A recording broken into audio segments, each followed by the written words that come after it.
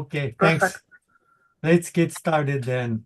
Um, Learning to be a monkey, I'll explain that in a little bit, but that was the wisdom that I got from Professor Junichiro Itani when I first met him back in 1979 when I started primatology in Japan. And so today I kind of like to look back from my beginning and things, inspirations, dreams along the way, and how all of those um, came true and what it's led me into, and the reason why all of you are here today, which I am extremely grateful for. It's been a terrific journey, and I've gotten so used to traveling that I'm just going to keep on going. So um, this is not the end. This is not. I'll give you my definition of retirement, so that'll set us on track here.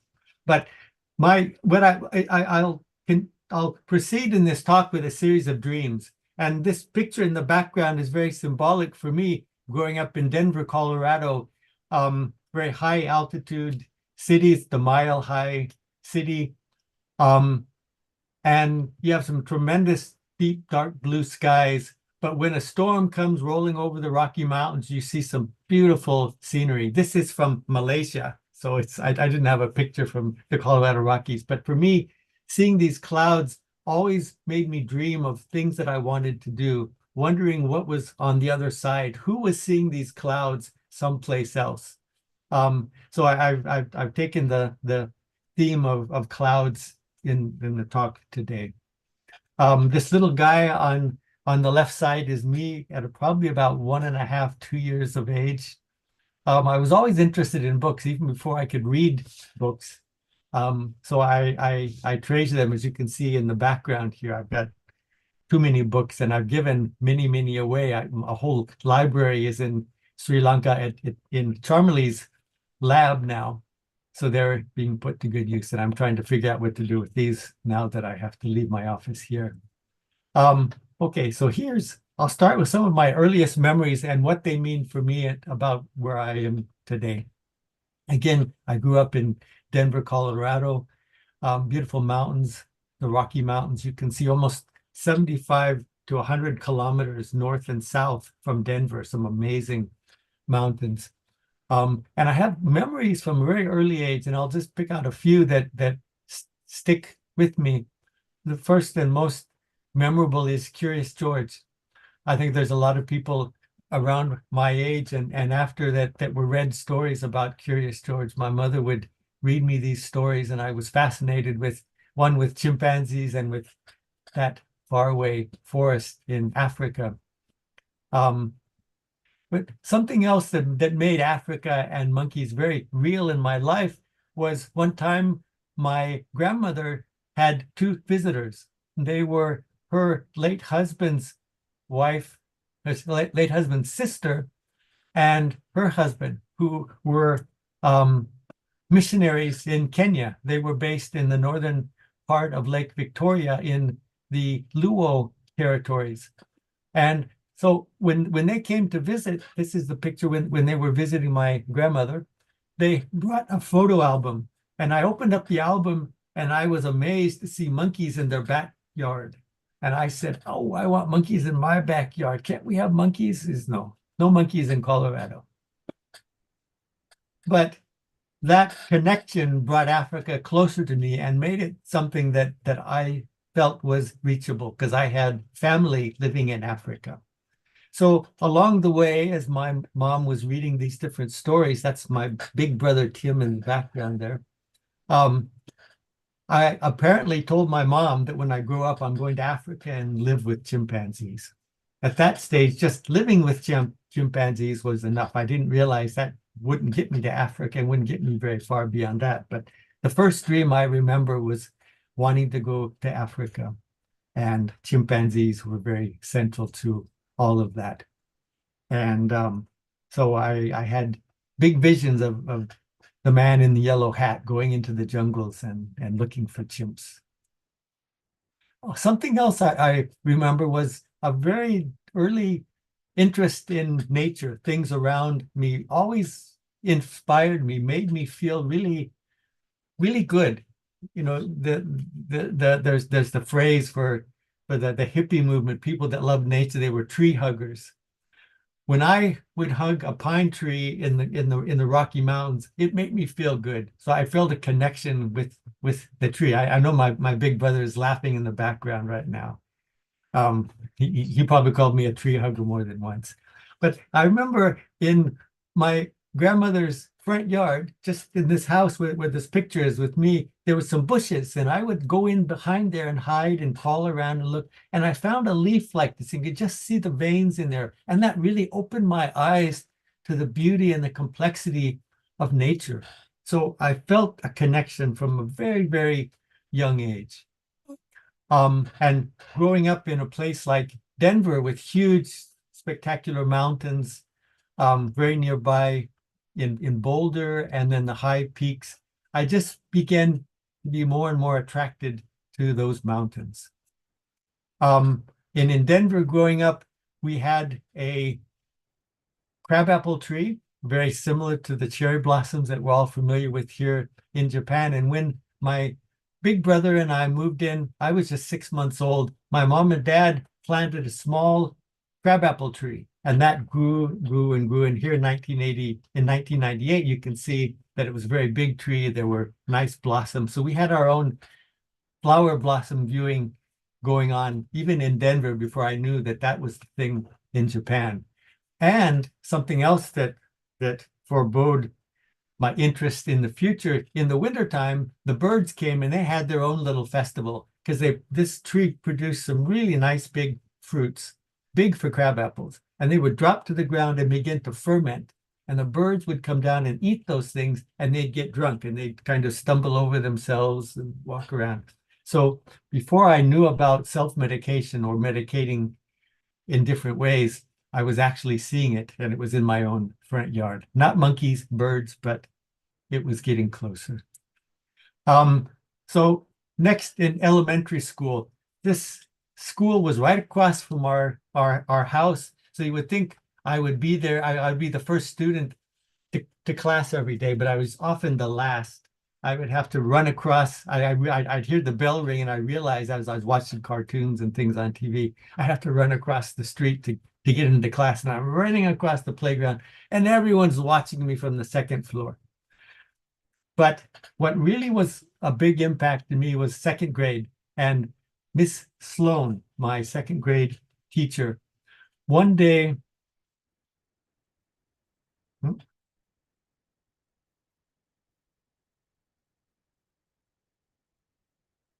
okay, this is stuck the first time. She brought a bucket of water from Lollipop Lake. This was a pond about 2 miles from our house. Sometimes my brother and I would sneak off on our bicycles with our buddies, and we'd go way far away to this little pond, and we'd go in and swim around. Sometimes we'd drink the water accidentally or whatever. But when Miss Sloan put this up on the microscope and I saw what I was accidentally drinking, what was in the water swimming with us, it just blew my mind. It opened my mind further to biology. So I think from elementary school, I was pretty much, my track was pretty much set to learn about science, to find out what's going on around me that we in ways that we can't see with our own eyes. One of my first teachers in animal behavior was our pet dog Spicy. She taught me everything I need to know about animals, I think, by being our best friend and buddy as we were growing up. Typical family in the 60s. Dad worked, mom stayed home and raised the kids, took care of all of us, and really supported each and every one of our interests. We all had different interests, different things, but they were supportive of us all equally. My brothers and I became Cub Scouts and then Boy Scouts, and I played the clarinet for 1 year. I composed one song and said, I've had enough of music. So I moved on. Had the opportunity to study Spanish in second grade. I think that got me interested in languages. And then another interesting thing that I still remember today and I still keep with me was this leaf fossil. We were going up north to Greeley to visit our aunts and uncles up there, and we stopped along the way for a potty break, I think, and we were just at Fort Vasquez, and we were running around playing inside of this old fort, and I stumbled up on a stone with a leaf in it, and that's when I learned about fossils. And again, life, biology, the whole thing just really started to fossilize in my brain. And another thing we were a very close family on both sides of my mom and dad, and they were experiencing they grew up in the early part of the 1900s, and they heard about the 1800s. Some of them were born in the end of the 1800s, back when the cowboys and the Indians were still doing their thing out on the prairies. So I had a very close connection with our Western culture in Colorado. Um, Grandpa Mentzer was a city marshal for some time. He was a carpenter. He was a mason. He did all kinds of amazing things when he was growing up. Had an Uncle Dick who could talk to birds. He'd spread his arms and do some bird whistles, and birds would come onto his shoulders, according to the stories that my mom would tell me of him. Um, so I was very much a child of the culture that I grew up in. I was very interested and attracted to North American indigenous tribal cultures. So that was all part of my growing up, which probably helped me to see the world in a different way, to walk a mile in other people's moccasins, to try and become closer to them, to understand how they think, how they feel, how they live. And that's always been kind of my motto. So I've gone from moccasins to Geta to climbing boots to all kinds of different types of footwear, but that's helped me make my journey as it has. In junior high school, again, there's my big brother Tim, our Uncle George. He was a sailor. We heard a lot of stories about his work travels, different parts of the world, but he was also into leather work when he was younger. So I saw some of the things he made, and I wanted to be like Uncle George and learn to tool leather. So I got a kit when I was 14 and started making things for the family. My grandma Mentzer, I made this purse for her. I made this picture. And I was always interested in crafts because mom was a painter and a drawer. So she taught me how to do oil painting and stuff.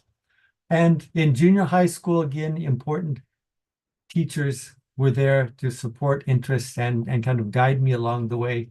Dr. Roll, our shop teacher, gave me the opportunity to make my workbench that I took home and spent many, many, many hours making things, carving different pictures and whatnot.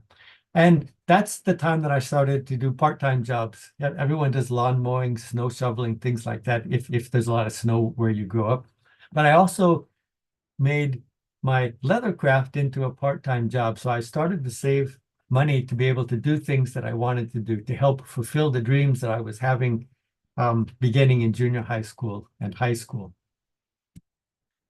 So in junior high school, with all those mountains so close, but yet so far, I wanted to find a way to get to the mountains. So my dream was to become a mountain climber. And on the last year of junior high school, again, Professor Carl Roll called a mountain climber to give a presentation. He was on the first American team to summit Mount Everest. And he came and showed us the National Geographic expedition film. And I was running the projector, a trick that my grandpa on my father's side taught me how to do. And at the end of his film, Mr. Roll introduced me to Dick Pownall and said, I think Mike would like to work in your mountaineering school this summer. What do you say? And I think they had already planned all of this in advance. And he said, yeah, Mike, would you like to join us? So I spent the summer before high school working up in the beautiful mountains outside of Vail, Colorado, as a glorified camp boy and Sherpa carrying clients' heavy loads. But during that time, off time, the instructors would give me some clues about some tips on climbing mountains, teaching me the ropes of mountain climbing. So that was my first introduction into the mountains. And when I got to high school, again, some very important professors got me in a very critical time to turn inward and understand myself better, and to crystallize some dreams, how to make dreams happen, how to make what you want to do come reality. And they were very, very instrumental in that. When I was in high school, my dream became to become a scientist, to learn how animals exist in nature, all those things I was growing up seeing, how to understand them and how to help other people understand, and also to speak for the animals that I was studying. I wanted to do that through writing books and papers and giving lectures and things like that. As an explorer scout, I was able to volunteer at the Denver Zoo, and I worked there for 3 years, one day every weekend, and the other day was spent up in the mountains climbing and skiing and doing different things. But Doobie, before going to Africa, he was the first chimpanzee, actual living chimpanzee that I got to hang out with, and that was a very special time in the development of all of this. But also I had the opportunity the second year of high school to go down to southwestern Colorado to participate in a 2.5 week summer science program where we studied ecology and anthropology. So I got more familiar with Southwestern Indian culture. We spent time on a reservation, and we did ecological surveys and things. And that's where I decided where I wanted to go to university, a small town called Durango. The lawn crew on the Fort Lewis College campus was a herd of white-tailed deer. They would come in and they would clip the grass and keep it low most of the time. You could hear coyotes howling up on the ridge behind school. This was paradise for me. This is where I wanted to spend my college years. So that was the only place that I ever applied to, and luckily I got accepted. And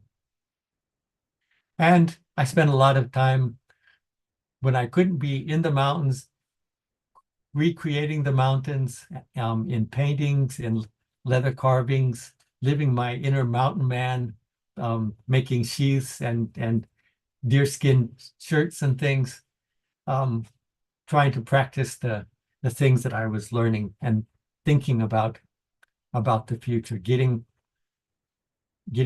Most people in high school think about getting their first car. I was thinking about getting my first airplane ticket. So the money I was saving for was to go farther than what a tank of gas would get you, at least a car tank of gas. And then not just becoming a scientist, but those mountains were still very alluring, and there could be no better place in the Western United States, except for maybe Yosemite, to do rock climbing than in Rocky Mountain National Park or the Boulder Flatirons, very, very close to Denver. So very early on, I began to discover the joys of hanging on next to nothing on steep cliffs or dangling in space, being a mountain climber. So I was testing myself in many ways, exploring who I was and what I was capable of doing, getting me ready for the next step, become a scientist. Along the way, some very memorable climbs, very long days, sometimes 10 hours at a stretch, to get way, way up and stand on nothing bigger than a dining room table. I almost scare myself now to think that I was doing these things when I was immortal. But again, they were very important times in my growing up and becoming the person that I am today. This is one other trip. This was a 1,000-meter climb that took us from sunup to sunrise, and we almost didn't get off. We had a very unfortunate ending. The last part of the climb was covered in ice, and we weren't prepared for ice climbing, but we had friends who had gotten up above and dropped a rope down so we could really stretch out and just barely make it on top as the sun was going down. So all of these things that don't kill you make you stronger. build character, as they say.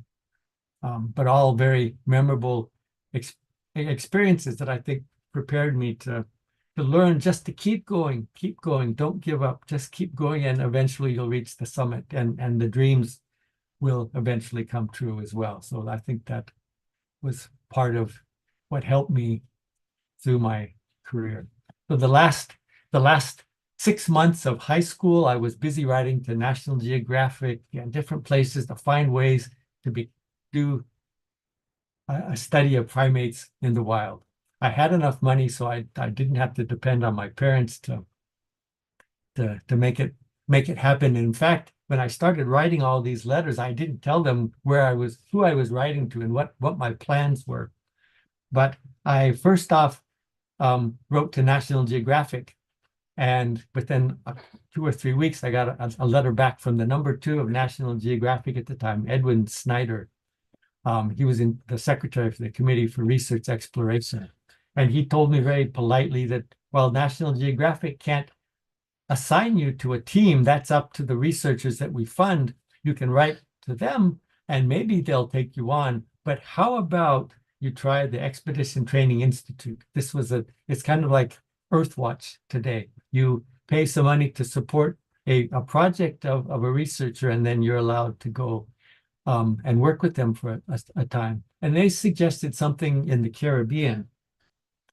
So I wrote to them and they said, oh, we have something on St. Kitts, you might be interested. But I was really interested still in Africa. So I wrote back and I said, well, how about Gombe Stream? I hear this Jane Goodall, this Dr. Jane Goodall is studying chimps. I'm really interested in what they're doing. But they wrote back and said, well, we'll let you know about the St. Kitts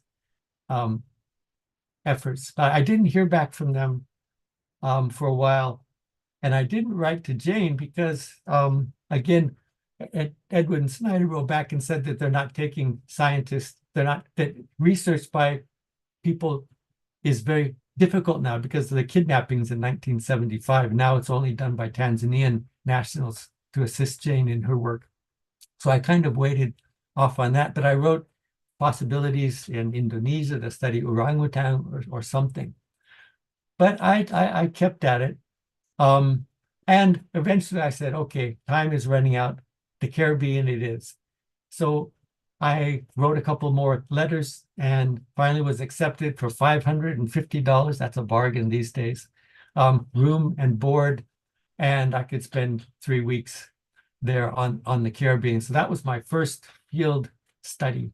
We were set up in the bungalow of the governor's wife. Very beautiful little place on the Caribbean. First time for me to get on an airplane, first time to travel east of Colorado, certainly the first time to snorkel in the Caribbean. It was all a great adventure. I could follow the monkeys in the day and then enjoy the night. This is the island St. Kitts in the Caribbean. It's famous recently from a BBC documentary about monkeys that get drunk off of alcohol that beachgoers leave unattended. And interestingly, this monkey, he had his first rum and coke at the age of 18 on the 4th of July on the beach in the Caribbean with a group of college students who were in the group that I was allowed to join. So it was a milestone in many ways, a very memorable time spent on this island in the Caribbean. It was back to Fort Lewis College. I was accepted with some advanced entry because of tests, the SAT test, college entrance tests. And because of those high scores, I was considered to participate in an exchange program in Japan. I had studied German in high school for 3 years with the idea of going to Germany or Austria to study ethology with the greats, Konrad Lorenz and Himberg and those guys, because I learned about the European ethological tradition. But on the same day that I got that catalog, I got this 2-page letter from Fort Lewis College asking me if I wanted to come and participate in a 6-month project, a 6-month study abroad program in Osaka. And it was just a split second. I felt something in my heart telling me that, yeah, Japan is the place to go. I would have the opportunity to study a little Japanese before I went over and then spend 6 months. But I knew 6 months um, was not enough. I said, Mom, I'll be back in 6 months after we have this course and everything. But I was thinking more like 6 years, something long, because that was part of my dream to go overseas and live in another culture, learn another language, become part of that culture and walk another mile in someone's shoes. So popped over over the Pacific to Japan, arrived on February 27th in 1978, and I haven't looked back. First 15 months were spent in Osaka studying Japanese. After the first 6 months, I stopped speaking English, so I was really in deep immersion. I met my future wife, um, fell in love with the country, with everything about this place. And that's when my second dream was coming true, to become a world citizen, to be able to travel around the world and make friends and work with people in many, many different places. And after that 15 months at the language school, wearing these wooden shoes, these geta, I became part of Japanese culture and was beginning to forget English, as strange as that may sound. I've improved since I forgot, but it was really a very important time, and you can see the signatures from a lot of friends and family that I made as I was over there, celebrating that first 15 months. And then another very important set of events through connections to academic friends that I made in Kansai Gaidai studying Japanese. Professor Blanche Watrous, she was a colleague of Margaret Mead, a cultural anthropologist herself. She was studying indigenous cultures in North America and also started to work in Africa. Spent many, many afternoons at her house with beer and peanuts talking about anthropology. She introduced me to Professor Shimizu, who was the Dean of Student Affairs there. And he gave me these 3 books in Japanese about Japanese primatology. Strangely, I had no idea of the Japanese tradition of primatology before I went to Japan. But she brought that to my attention. Professor Shimizu brought me to that to my attention. And I was learning to read and to write in Japanese, so I picked up the first book that looked manageable, the smaller one, which is a couple hundred pages, and began to learn technical scientific Japanese. And just out of gratitude to Professor Shimizu, I thanked him for letting me read these books. And I said, oh, it'd be wonderful to meet the professor who wrote it, Professor Kawai. But I was just speaking. I never seriously thought that would happen. But he got on the phone and called a friend of his, Suehisa Kuroda, who later became a very good friend, long-term friend and lab mate in Kyoto. And he suggested that I meet with Professor Junichiro Itani, one of the pioneers of primatology in Japan.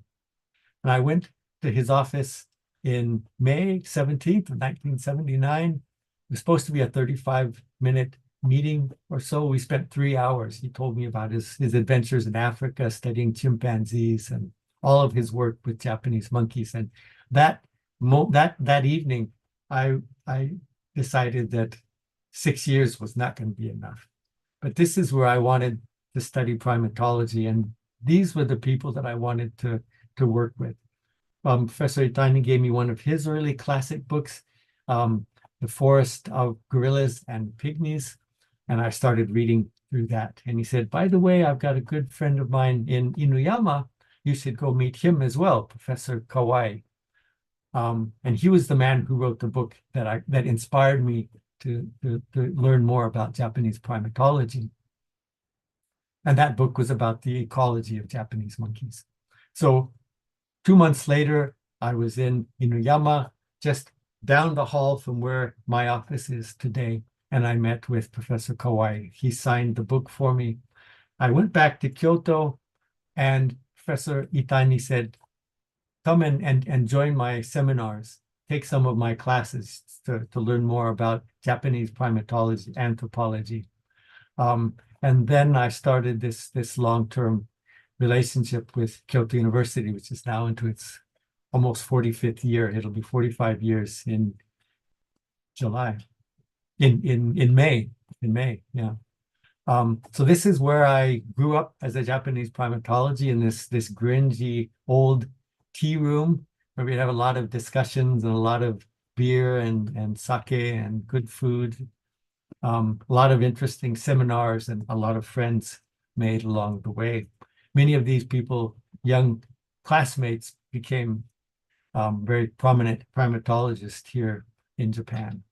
And Itani-san said, well, if you want to learn about Japanese monkeys, you got to go to where they are. So he told me about the Arashiyama Monkey Park on the western side of Kyoto. So shortly thereafter, in August, I went with a sleeping bag. After my English classes, I was teaching small children, very basic greetings and things. After work, I got on the train and went to the base of this mountain and spent the night waiting for the sun to come up for the next morning so I could go up and meet the monkeys and the people at the monkey park. So I spent 12 months at Arashiyama. I spent a lot of time living up on the mountain, three nights a week, and then I would go down for the Friday seminar in Kyoto, and I spend the other times teaching to make some money to support myself. But I got interested in a lot of different topics, started studying sexual behavior of Japanese monkeys after the work of Yukio Takahata, who was my senpai in the lab and who had spent a lot of time at Arashiyama. But spending that time there with one goal, and that was what Professor Itani tasked me with. He said, if you want to learn about monkeys, become a monkey. So I learned to be a monkey. I ate what they ate. I slept where they slept sometimes. I followed them morning to night and just began to understand what it was to be a Japanese monkey. I was learning a new culture in Japan, and I was beginning to learn the Japanese monkey culture as well. And it was then that I had this other big dream, and that was to study under Professor Itani at Kyoto University and someday become a professor like Professor Itani at Kyoto University. That was my thoughts at age 20. And I hadn't learned to speak Japanese macaque yet, so he had no idea what I was saying. And then something very unexpected happened that really had a big shaping of my career. One of the paths that I took on December 7th, 1979, halfway through my year at Arashiyama at around 12:15 after the midday feeding, Glance 6476, a young 3.5-year-old Japanese macaque female, brought a handful of stones to the feeding area. And she started stacking them on top of each other, scattering them around. I thought that was very odd, very much like a little child with wooden blocks. So I snapped a few photos, took a few notes. It ended, she disappeared, and I didn't see it for the next 6 months. So I only saw it once in that 12-month period. So I didn't think so much about it. But I was in for a surprise when I came back in 1983 as a fully funded graduate student in Professor Itani's lab to start my master's and then go on to a doctorate. What happened on October 1st, the first day that I was supposed to start my studies, first thing I did was to go back up to Arashiyama to meet the director of the park, to tell him that I'm back, that I want to study the monkeys here if he would permit. And we were talking right inside of the office here. And you can notice that the roof of this house is metal. So we were inside chatting, and all of a sudden this pounding sound, I thought it was hail, big ice balls dropping down on the roof. So I ran out to see, and it was There was no clouds, no hail coming down, but there were like 15 or 20 monkeys on the roof with stones, all pounding away on the metal, making sound like glance. I remembered that picture. I remembered my notes after my discussion with Professor with the Director Saba on Arashiyama. I ran back to the lab and I told Professor Itani about what I had just seen. And he said, this may be a cultural behavior. The behavior just may have spread, but take a good look and see what you can find. See if you can find evidence of it have transmitted, how it spread from Glance 6476. So that was one of my first projects, not my master's project, but one of my first side projects that I began. So I started doing the census and realized that, and talking with colleagues who had worked since the beginning of the research days at Arashiyama, that no one else had seen stone handling until around the time, until I had seen it. And then it became quite obvious when I'd left for 2.5 years back to Colorado to finish my undergraduate. By the time I came back in 84, 49% of the population had begun to exhibit stone handling. It was all the younger individuals within the group. By 1985, 60% of the population, and it just continued to grow and grow from the younger individuals up. I was able to go back and trace its beginnings in the Glance lineage. And so again, it seemed very much like it was possibly a cultural behavior similar to potato washing. So I published my first academic paper on the topic of stone handling, got a lot of interesting attention in the press, and Professor Kawai and I were invited to go on to TV on a popular animal behavior program and talk about cultural behavior. Professor Kawai talked about his work with potato washing, and then I talked about stone handling with Japanese monkeys. And Kamori is a very, very well-known talent within Japan. He's still very active in TV as a celebrity, but he's also kind of a comedian.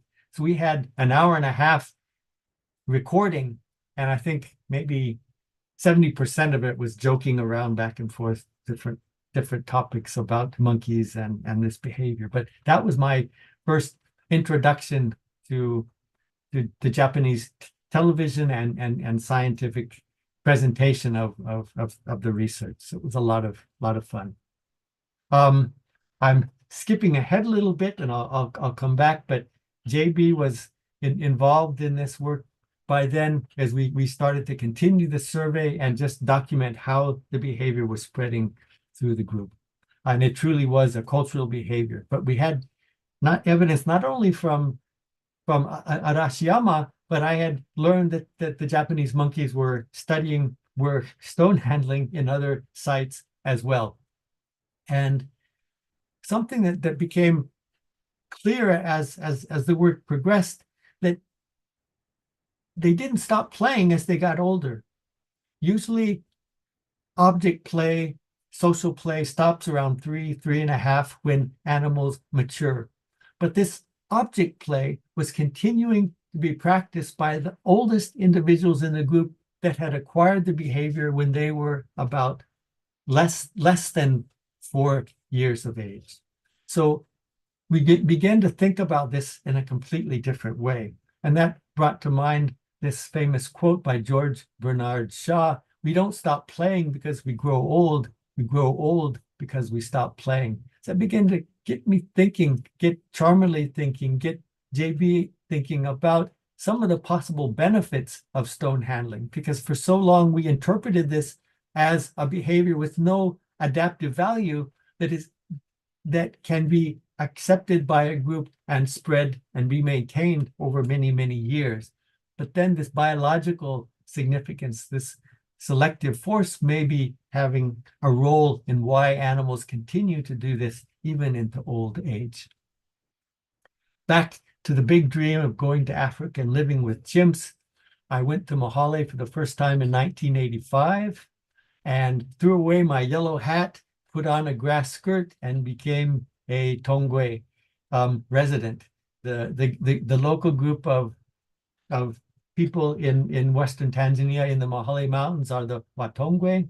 They've lived there for a couple thousand years. They're agriculturalists, they're hunters, and they were incorporated and very much a part of our research. What we learned about the chimps, about the forest, was all from their knowledge, their experiences from living in that forest for so long. So that again gave me a new pair of shoes to wear and walk several kilometers through the forest of Mahale with a very close friend and collaborator, Mohammed Issaif Karunde, who was also a medicine man. And that's where my interest in self-medication began.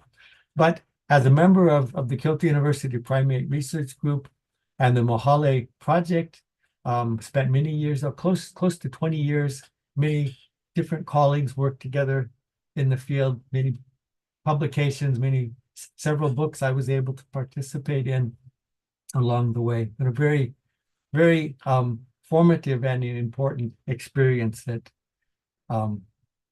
finalized that dream as a 4-year-old boy to go to Africa and live with chimpanzees. And it's then that I began to really appreciate the value of multidisciplinary research. Until then, I was basically doing just behavioral observations.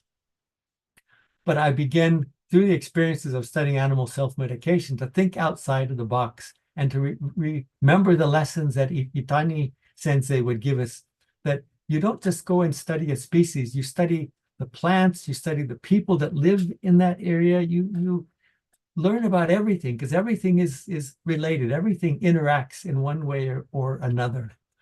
And then through a scientific perspective, I began to understand the benefits of looking from multiple angles. You can see that reflected a lot in the work that Paula and I did together. We explored those different angles, and through Paula's experience as a wine chemist before she got into primatology and all these other things, just really set up and helped make it clearer for me through collaborating with Paula and other people, the value of collaborators with varying experiences and disciplines. So taking a very simple observation on November 21st in 1987, looking at at what turned out to be a very sick chimpanzee eat something that I'd never seen them eat before. This was, again, about 12 months into my study of chimpanzees at Mahale. This was my second trip to Mahale. And Chausku wasn't even the focus of my research on that day, but it was when she ate this plant that I'd never seen them eat before. I asked Mohammedi what it was, and he told me the name, and we began to watch more to see how she would eat it and this and that. And he said, it's very bitter. She won't like it. I don't know why chimpanzees at Mahale eat this, but it's very important medicine for us. And when he said that, I started flashing back to different things that I was noticing how Chausku was behaving. So I said, let's stop following Wantendele. We're sticking with Chausku today. And we continued to follow her, and it became very clear that she wasn't well. After she ate Vernonia, she traveled a little bit with a few of the chimps that stayed back with her as the group continued. But just in those 2 days, seeing her recover from a very serious illness sparked another big question, like stone handling. Why is this happening? What's making this happen? We had to study parasites to understand as a possible explanation for her sickness. We had to study plant chemistry to understand the properties of the plants. Became an ethnobotanist, talking to local people and learning about ethnobotanical traditions across Africa and then now around the world, to try and understand not just what made Chausku sick and what did the plant that she ingests make her well, that led to asking the same question with multiple species in many different parts of Africa and different parts of the world. But it was starting with these very good friends and colleagues, plant chemists at Kyoto University and Mohammedi in Mahale, and all of the local collaborators, the staff that we worked with to collect the plants, to take them back to Japan my colleagues do the chemistry, set off this new paradigm, a new way of, for me, of doing science and combining these different disciplines to try and get into a question in a deeper way and from many different directions. My colleagues had been working in Cameroon and wanted to actually collect Vernonia amygdalina, the plant that Ceausescu was eating, a very bitter tasting plant. They had wanted to look at it from their experiences in Cameroon. People were using it as a medicinal plant, but the plants that they would get sent to them were always very moldy, and they couldn't use them for their chemistry. But I had properly dried and brought back a big garbage bag full of these leaves. And when Itani Sensei recommended I go visit them, I made an appointment and I took this bag and put it on their table, and their jaws dropped. They jumped on it. We had 3 graduate students put the task to do the chemistry. In the end, we had 3 masters and 2 PhDs out of the chemistry from a couple bags of leaves. We went a couple times back together to collect things. But they discovered a whole new class of chemical compounds, the steroid glucosides, from looking at a part of the plant that chemists hadn't looked at over the last 60 to 70 years. So again, this was a very eye-opening experience, and it was all due to this multidisciplinary, multicultural collaboration. So that got my gears going. I continued working in Africa. I had the opportunity to work in Budongo for a short period in 1998. Then Paula came and spent a whole year, as she introduced earlier. Professor Sugiyama invited me to go to West Africa to study the Bosu chimps. And as Charles Mshiba mentioned earlier, he's starting a project on Rubondo. I worked there for 6 years with collaborators from the Czech Republic and from the US, studying the parasitology and ecology of the Rubondo chimps there. So I got my full experience of living in Africa with chimpanzees. So then after I got the PhD, my PhD was not in stone handling or in self-medication. These were side projects that I continued on and actually became my life's work. But there was a point in time where I needed money to continue to survive. I didn't have a job. I had a lot of postdocs. And at a time when I had something like $3,000 left to my name in a bank account here in Japan, and no idea of where I was going next except back to the field. Professor Sugiyama invited me to PRI, and I had applied a couple times to become a faculty member there, but wasn't successful. The competition in those days as a foreigner competing with Japanese scientists for a position was very difficult. I got my foot in the door at PRI, and I was able to become, I got tenure in 2001. But that dream of becoming a professor in Kyoto University happened eventually. But again, a lot of different multidisciplinary programs in those early days without a lot of funding, but a lot of good support from collaborators. We managed to do some very, at that time, groundbreaking work, following individuals, monitoring their health over time, and correlating that with diet and anti-parasitic properties, things like that. A lot of different important concepts came out. The function of leaf swallowing that Vernon talked about earlier, the function of these rough leaves in over 40 different species that apes across Africa are folding and swallowing in the very much the same way, expanded my view of what a species, what a genus is capable of, and how it's all connected in one way or another. And that had connections again with stone handling in some ways. So thinking across species of chimpanzees, of gorillas, begin to shift back to macaques again with stone handling, which I continued in parallel with the work in self-medication with chimps. And I heard word that long-tailed macaques in Thailand were also stone handling. So I had to think inside the macaque box, but outside of Japan. So I got interested and tried to figure out how I could verify whether long-tailed macaques were stone handling as well.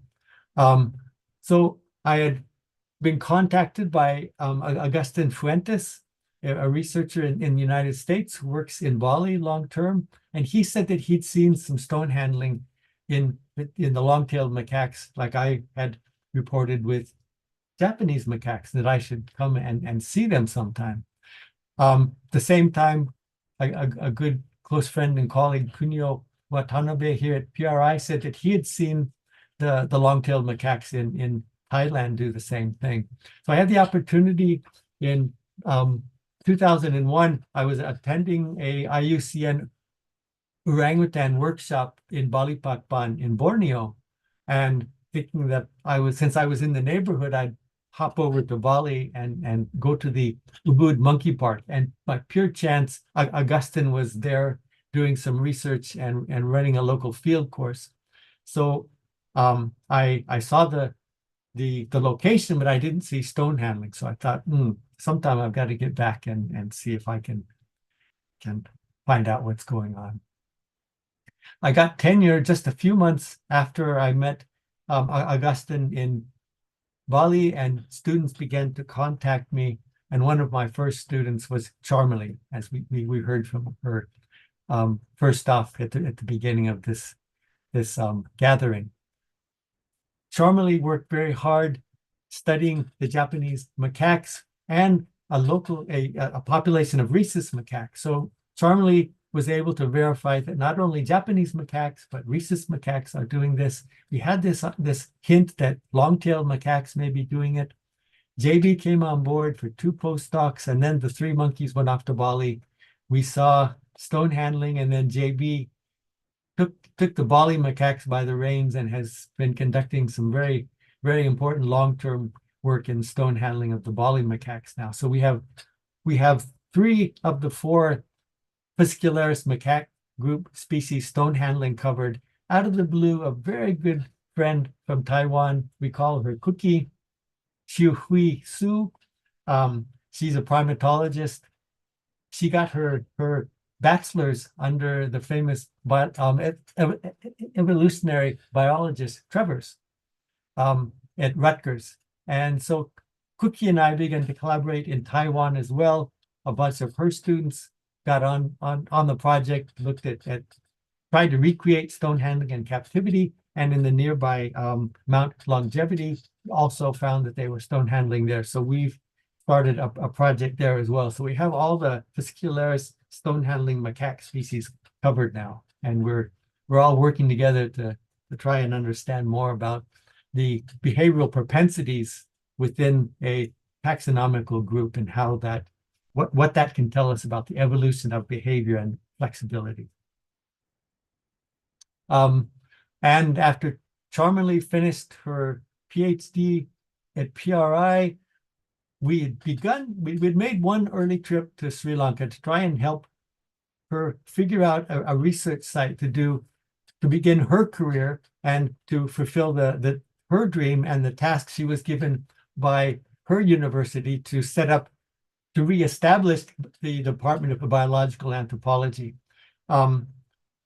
So Charmely and Nelum and several of her students and I spent the first trip 21 days traveling all over Sri Lanka looking for different possible field sites. And they began to teach me Sinhala. So that was my 4th language that I could speak a little bit of. And was wearing sandals. I was walking kilometers in sandals and wearing Sri Lankan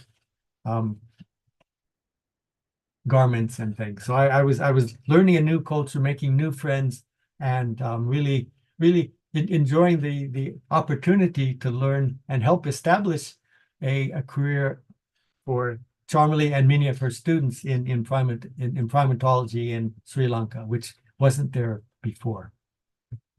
So we've over the years, we spent a lot of time. We've been to every district, every corner, nook and cranny of the country, sometimes with students, sometimes on my own. But I've always brought colleagues from PRI to help in different ways to expand Charmely's department. Masanaro Takai, an anatomist, and one of his colleagues, Tsuyoshi Ito, spent some time teaching morphometric techniques. Professor Kawamoto and I spent many years working together doing phylogenetics, phylogeography of the toque macaque. And he taught Charmely and I some of the genetic techniques, which I've forgotten, but we helped set up a lab for Charmely, and now she's department head and has her own new facilities and is expanded and is in the process of creating a very cutting edge, top notch genetics laboratory in her department. These are the three diurnal species that we're studying, and each one of these little dots are GPS points, places that we visited over the years in our long-term broad scale surveys. We got about 14,563 GPS locations. That's a lot of monkey chasing there. But we've slowly begun to understand the diversity of these different species because they are distributed across a very wide range of habitats.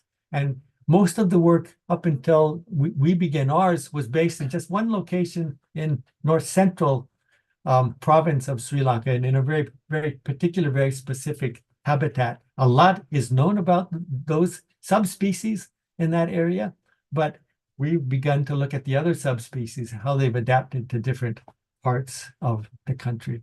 We've done a lot of different studies. 9 trips ago, Hiroyuki Tanaka joined me in this endeavor, and we're continuing our work there, taking a lot of Charmely's graduate students under our wing, teaching them different techniques that each of us have, teaching them to play the ukulele. You can see back here on my desk. Always finding something to break the monotony of hard science. So we've had a lot of fun, and the work continues. Had the opportunity to go to Vietnam. Andrew joined me, and we worked there between 2010 and 2015, looking at zoonotic malaria.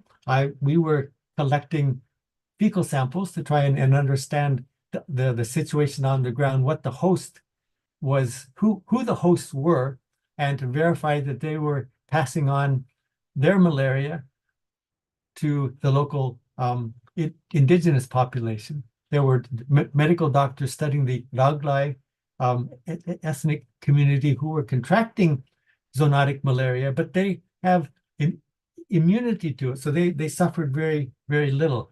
But this form of malaria has become the 5th human malaria, and it's become a very severe form of malaria for people who aren't who don't have acquired immunity. So this part of the world has managed to pretty much eradicate human malarias, but now the scourge is through monkey malaria. So we spent some time trying to understand this problem, and we're expanding that work. But during that time, we had the opportunity to get to know the Raglai community and how they live and make their livelihoods in the forest in central Vietnam.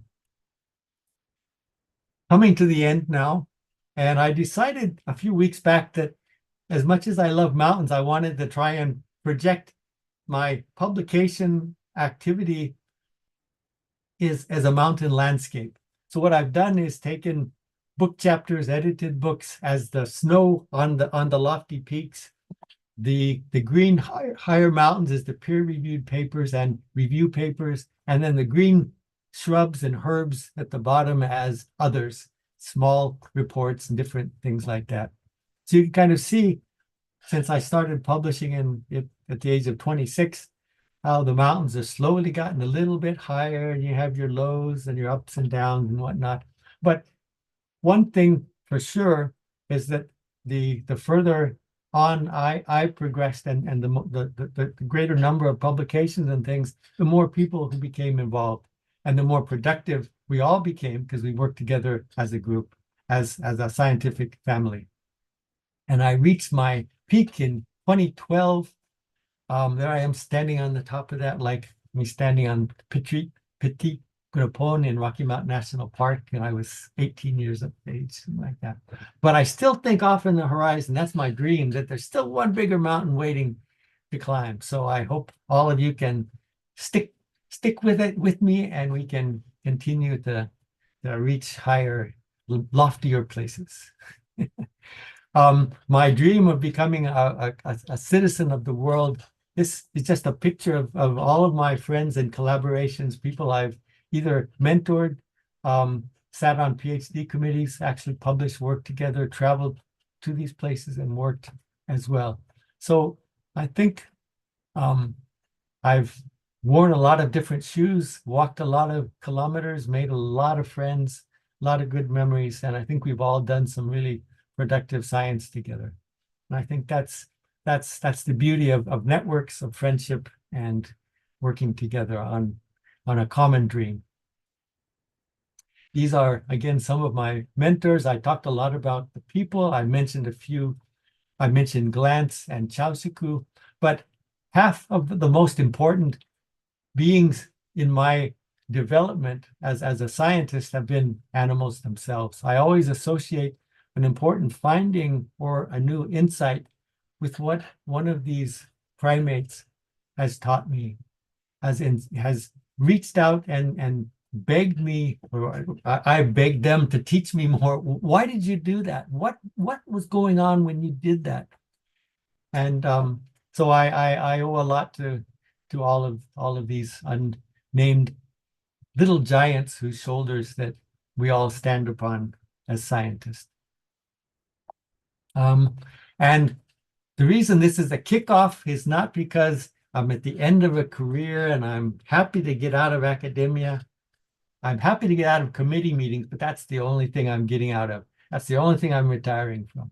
Continuing work in Sri Lanka with Charmali and with new collaborators, new friends I've made at the University of Peradeniya, Lakshani, an amazing young scientist. I had the great opportunity to be on her master's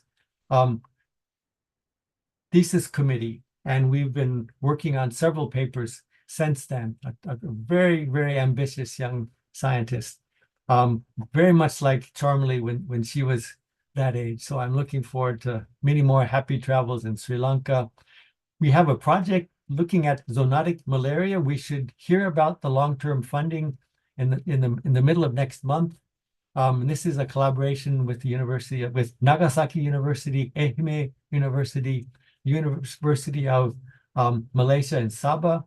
We'll be looking at the zoonotic macaque malaria situation there, and I'll be in the bush with plastic bags looking for monkey poop to contribute to this greater question that we have.